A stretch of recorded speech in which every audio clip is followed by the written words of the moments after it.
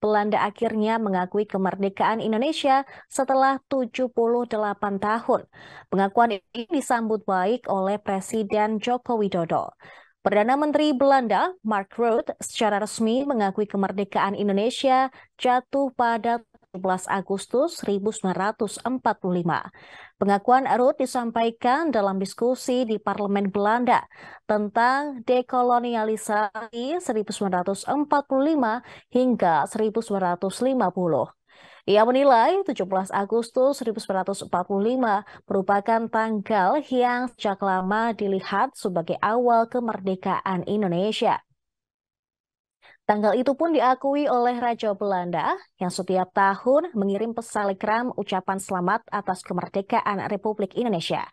Belanda sebelumnya hanya mengakui bahwa Hari Kemerdekaan Indonesia adalah 27 Desember 1949 sebagai hasil keputusan konferensi meja bundar dan penyerahan kedaulatan dari Belanda ke RI.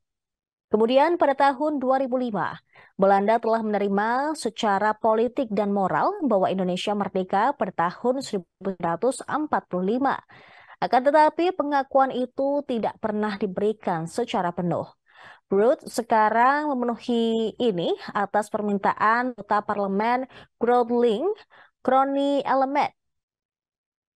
Dia mendesak pemerintah agar Belanda telah melakukan kejahatan perang. Menurut dia, apa yang dilakukan tentara Belanda di masa lalu tidak cukup hanya disebut kekerasan ekstrim struktural. Desakan juga muncul dari fraksi Demokrat 66, Surtsman, yang mendesak pemerintah Belanda memberi kompensasi kepada keluarga korban di pihak Indonesia. Selanjutnya, Rutte akan berbicara lebih lanjut dengan Presiden Jokowi.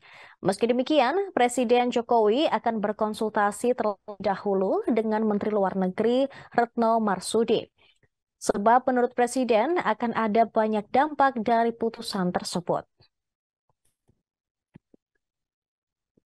Sudah mengakui 17 Agustus 45 sebagai hari kemerdekaan kita, tanggapan dari pemerintah seperti apa, Pak? Ya bagus, tapi nanti kita melihat, saya akan minta masukan dulu ke Menteri Luar Negeri, karena itu impact-nya kemana-mana. Terima kasih sudah nonton, jangan lupa like, subscribe, dan share ya!